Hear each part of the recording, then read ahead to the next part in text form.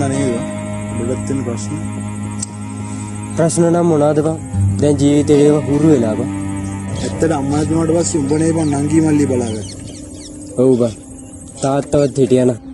පුරුදු පාරෙම අදත් යනවා ඒත් වෙන ගමන මමත් නිකන් හරියට පීයක් උඩ තියපු ගොළු බෙල්ලෙක් වගේ බං. ඒ බං මෙහෙම කියන්නේ? නෑ බං. ඉස්සරහට ගියත් කැපෙනවා. පිටිපස්සට ගියත් කැපෙනවා. මැද්ද හිටියත් කැපෙනවා. දැන් නම් ජීවිතේ පා වෙලා තියෙන කාලයක් බං ගෙවිගෙන යන්නේ. කවමදාවත්